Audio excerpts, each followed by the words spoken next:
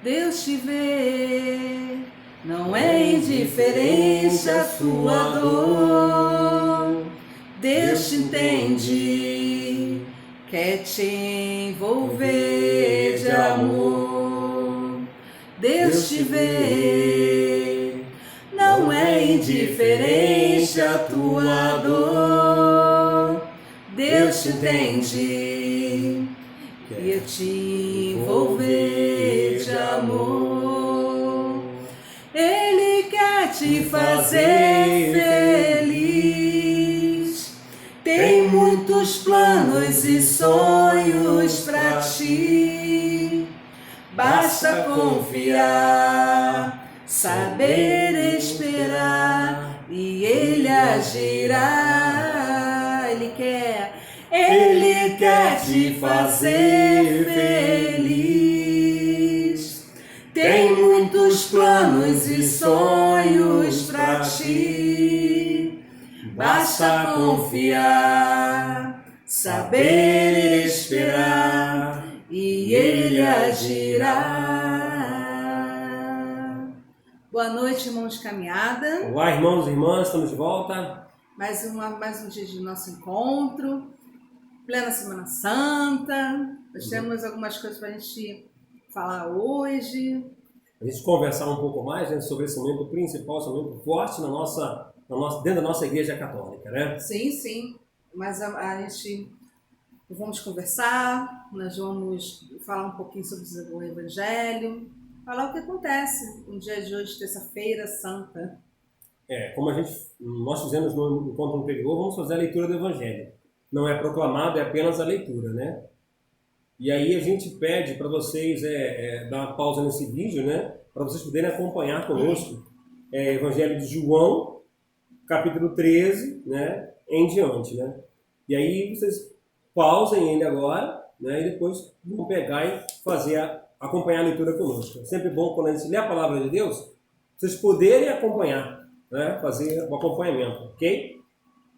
Eu vou ler direto a liturgia, né? Que é melhor, né? Porque aí vocês... melhor, né? Eu ia ler na minha agenda aqui, mas ela tem uma diferençazinha mínima. É a agenda dele, que a gente sempre... É bom te mostrar que nossa verdade, essa agendinha é a Bíblia do nosso dia a dia. A gente poder... Tá animada hoje? Hoje eu tô animada, né? Então, naquele tempo, estando à mesa com seus discípulos, Jesus ficou profundamente comovido e testemunhou: em verdade vos digo, um de vós me entregará. Desconcertados, os discípulos olhavam uns para os outros, pois não sabiam de quem Jesus estava falando. Um deles, a quem Jesus amava, estava recostado ao lado de Jesus. Simão Pedro fez-lhe um sinal para que ele procurasse saber de quem Jesus estava falando.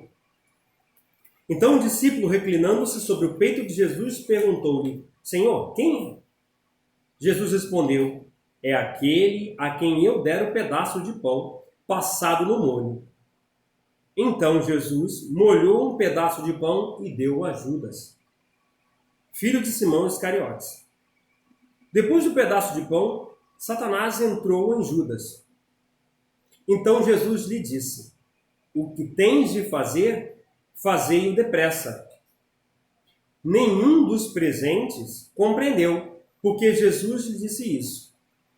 Como Judas guardava a bolsa, alguns pensavam que Jesus lhe queria dizer: compra o que precisamos para a festa, ou que desse alguma coisa aos pobres. Depois de receber o pedaço de pão, Judas saiu imediatamente. Era noite. Depois que Judas saiu, disse Jesus: agora foi glorificado o Filho do Homem, e Deus foi glorificado nele. Se Deus foi glorificado nele, também Deus o glorificará em si mesmo, e o glorificará logo. Filhinhos, por pouco tempo estou ainda convosco. Vós me procurareis e agora vos digo, como eu disse também aos judeus: para onde eu vou, vós não podeis ir. Simão Pedro perguntou: Senhor, para onde vais? Jesus respondeu-lhe: para onde eu vou, tu não me podes seguir agora, mas me seguirás mais tarde. Pedro disse: Senhor, Por que não posso seguir-te agora? Eu darei a minha vida por ti. Respondeu Jesus: darás a tua vida por mim? Em verdade te digo, o galo não cantará antes que me tenhas negado 3 vezes. Palavra da salvação. Glória a vós, Senhor. Bom, falando rapidamente, né, brevemente sobre esse evangelho, por que a gente está fazendo a leitura dos evangelhos? Porque nós estamos na Semana Santa, né? E se a gente vai comentar sobre o que tem cada dia da Semana Santa, né, é importantíssima a leitura da liturgia, pelo menos do evangelho, né, que é o foco da nossa celebração, nossas missas. E nesse evangelho a gente tem aí duas coisas importantíssimas, dois fatos importantíssimos. Jesus indica, avisa, né, mostra que alguém o trairá. Os discípulos não compreenderam porque ainda não tinham compreendido a missão de Cristo. Né? Eles ainda não tinham percebido a que Jesus tinha vindo e a quem ele estava incomodando de fato. Nem quando ele ressuscitou Lázaro, nem quando Jesus era atacado, ofendido pelos sacerdotes, pelos escribas e fariseus, eles não tinham compreendido. E Jesus havia falado algumas vezes, a sua missão, dizendo que era necessário que ele fosse crucificado, que ele fosse entregue para a morte. Não é? E eles não tinham entendido. Então esse é o primeiro ponto. Ele mostra ali que ele será traído. E alguém de confiança, alguém muito próximo, alguém que está à mesa. Isso ele revela ao discípulo amado, ao João, né? Revela a ele. O outro ponto é que um outro discípulo também muito forte dentro da caminhada de Jesus, caminhada pública de Jesus, né, também tem um papel fundamental. Ele vai ignorar Jesus. Ele vai negar Jesus. Pedro, né, estou falando de São Pedro. Pedro, o pescador, que no momento da emoção, no momento do entusiasmo, diz e faz. Né? Ele diz que ele seguirá ele por toda a vida. E lá no Horto das Oliveiras, quando os soldados vão procurar Jesus, né, esse trecho que ele desembainha a sua espada, toma a espada do soldado e corta a orelha de um deles, né, Malco, né? Ele corta a orelha de Malco. E aí Jesus fala, não, o meu reino não é desse mundo, não foi para isso que eu vim. A minha hora está chegando. E aí Pedro e os demais discípulos fogem, né? Se afastam, correm. E aí, no momento certo, como Jesus predisse, ele nega Jesus. Então, para a gente fica essas duas situações. O traiu por inveja, né? Por não entender o seu plano, talvez até por querer a vida de Jesus, né? O status que Jesus ele achava que Jesus tinha, ele achava que humanamente ele poderia ter. É tanto que quando ele fala do vinho, ele fala de 300, vender esse vinho por 300, né? 300 moedas de prata. E quando perguntam a ele, né, ele diz, quanto me pagareis? Pode ser 30 moedas de prata? Só isso. Olha a diferença. Né? Ele não fez pelo dinheiro, ele fez pela inveja, ele fez pela raiva que ele estava com Jesus. Né? E aí tudo aconteceu. E Pedro, que amando Jesus, no momento do desespero, no momento da dor, ele nega Jesus. Então esses dois pontos são fortes do Evangelho. Né? Então, Oi? Não, é que eu fiquei... Gente, não estou falando nada porque eu fiquei realmente pensando nesse evangelho que o Júnior está falando agora, né? Fiquei pensando, fiquei, na verdade, meditando sobre esse evangelho. E como ontem nós falamos, que era a procissão do encontro, que Maria, que temos que fazer, na verdade, durante esse mês, essa semana, que seria o silêncio, a meditação e a oração. Então, nós temos que meditar esse evangelho. Daí que vem a tradição, né? É uma tradição acho que de malhar os Judas, não é isso? Aí, no sábado. No sábado de aleluia, né? Aí nós chamamos sábado de aleluia. Então, a partir desses ocorridos, esse personagem, essa figura, aí que vem a tradição de de malhar o Judas. A Sandra acabou entregando. Eu acabei entregando. Vocês não fizeram o trabalho ainda, não vi nenhuma coisa no grupo ainda, né? Da figura principal, da figura, né? Da segunda figura, né? Que surge é Judas, né? Que ela já entregou. Entreguei. Cola. Dei cola, hein? Então, na verdade, os três personagens que eu vou ficar, a figura que aparece desde segunda, terça e na quarta, era Judas. Ele é a figura principal desse desdobramento, né? Dessa trama que está acontecendo. A gente não vai aquele evangelho de quarta, mas a gente vai também já antecipar a quarta. Que na verdade, gente, a gente tem uma leitura muito profunda no Domingo de Ramos. Se a gente pegar a leitura do Domingo de Ramos, dos 3 anos, independente de onde ela começa, porque nos 3 anos há uma diferença, né, de início, aonde cada evangelista começa, nós vamos observar que é uma leitura que vai se repetindo, né, nos 3 dias da Semana Santa. A gente tem na nossa paróquia a segunda-feira a procissão do encontro, em algumas outras paróquias é na quarta-feira. Não há assim um ponto alto, na verdade, né, nesses 3 dias que antecedem a quinta-feira, né, o tríduo pascal. Não há um ponto alto na celebração. O que há são procissões, são eventos que vão fazer lembrar a importância dessa Semana Santa. Dessa semana. Então, como eu falei ontem, da procissão do encontro, né? Já que o Júnior está falando sobre a quarta-feira, que acaba fechando, vamos dizer assim, esse momento, esse momento, né? Do personagem, dessa figura de Judas, que no Evangelho do Evangelho de amanhã, por isso que a gente já está dizendo que é um evangelho tão pequeno, na verdade, são os encontros. Então ele fala sobre isso, fala sobre que Judas vai traí-lo, né? Que ele combinou os 30 moedas de prata, correto? Isso já aconteceu na leitura de Domingo de Ramos do ano A. Exatamente. Ela começa com essa situação. Só que o interessante desse fato, que quando Jesus,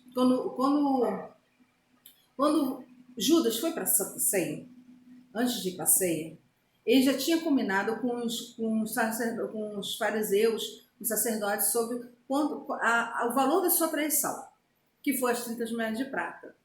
Então, logo depois que ele combinou, ele foi diretamente para a ceia e, como nós vimos, ele acabou participando até a metade dessa Santa Ceia. Não participou de tudo, não.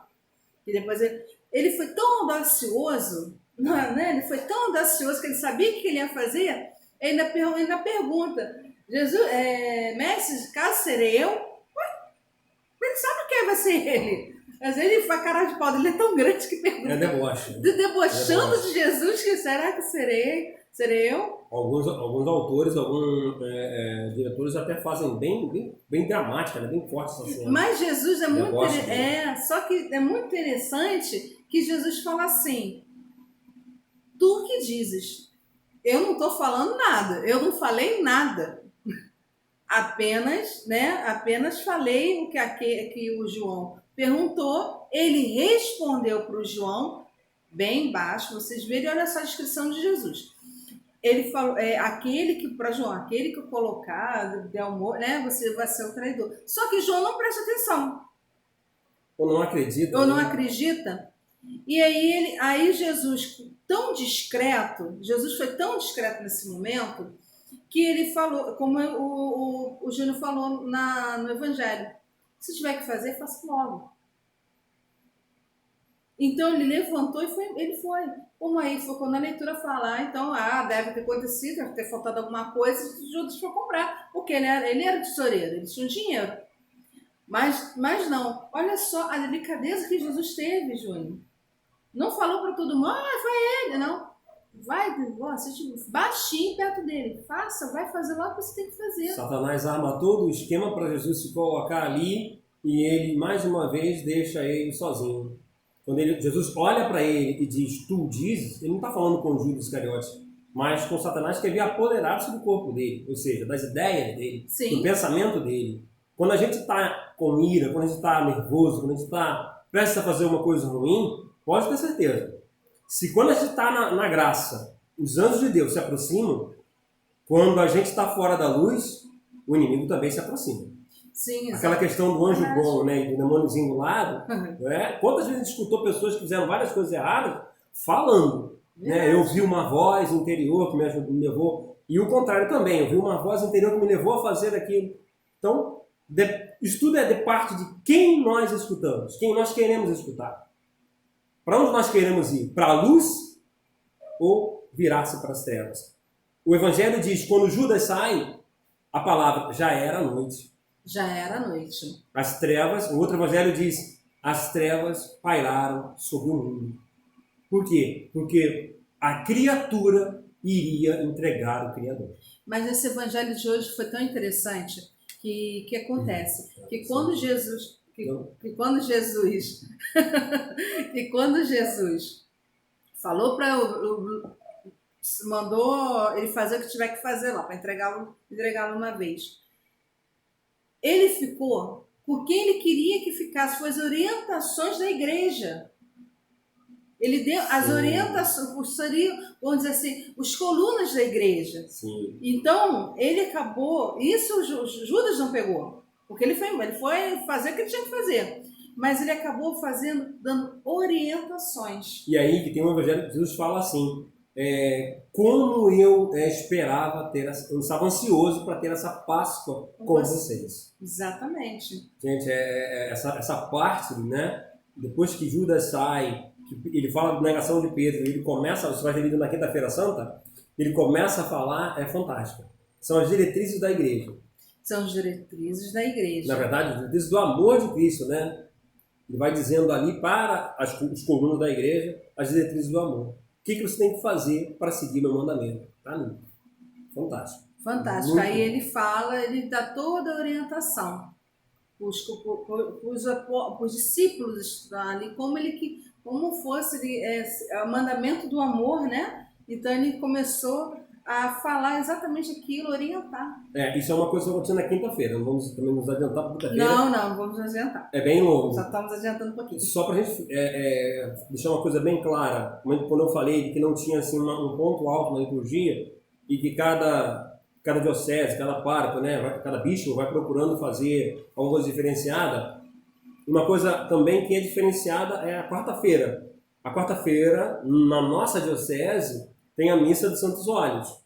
Sim, amanhã é a Missa de Santos Óleos, que é uma renovação também das promessas sacerdotais de nossos padres. Não é? Só que pela liturgia é na quinta-feira. É na quinta. É tanto que o Padre Carlos falou que vai ser agora transmitido na quinta-feira. Essa missa ela era feita na nossa paróquia na quarta-feira à noite e na quinta-feira a missa de lava-pés. Este ano, o Padre Carlos falou que vai acontecer na quinta-feira pela manhã e à noite a missa do lava-pés. Missa do lava-pés. Que é pela liturgia, né? Exatamente, isso. Que além de ser, como eu falei, por causa da renovação, a renovação, né? As promessas sacerdotais, né? Sacerdotais, isso nos tinha que a palavra. E também a Missa de Santos Óleos, que são aqueles óleos que é do batismo, do crisma e unção dos enfermos. Então, essa missa também que acontece. Extremamente, é muito, muito bonito. E é um rito que eles chegam... Né? É muito bonita essa missa.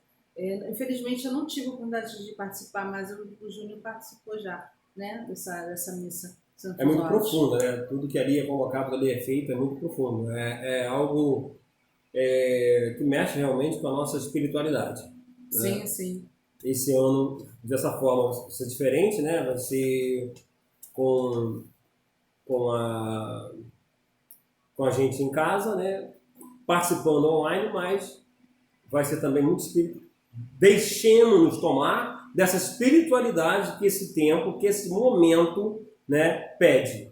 Né? Não deixemos ficar apenas uma coisa fria, que é a televisão que é o rádio ou que é o computador, mas sintamos lá, como a gente fez na missa de Ramos, né? Toda aquela alegria, né? Não era um teatro, era que a gente estava se colocando ali diante do Cristo passando, Jesus passando e a gente tendo a oportunidade de colocar ali os nossos ramos, né? Deixa eu ver se um pouquinho aqui, gente. Vocês não vão entender nada, mas tudo bem. É que aparece alguma coisa no celular. Uma mensagem aí nesse momento ficou, a gente não conseguiu ver o tempo que estava acontecendo também. Ok? Não, só isso. Então amanhã a gente vai fazer só um pedacinho amanhã, recapitular o que vai acontecer e a gente volta. Amanhã a gente volta para fechar a quarta-feira santa. Ok? Então, que o Senhor esteja convosco. Ele está no meio de nós. Né? Que o Senhor Deus Todo-Poderoso, por intercessão da nossa mãe que está presente aqui, com a sua imagem aqui, de São Miguel Arcanjo, de São Jorge, né? Haja em nossas vidas e possa nos dar força, nos dar ânimo nesse momento de escuridão e trevas, intercedendo nossa mãe, São Miguel Arcanjo e São Jorge. Nos abençoe em nome do Pai, do Filho e do Espírito Santo. Amém. Amém. Ok? Então tá bom. Vai ser nos acompanhe. Graças a Deus.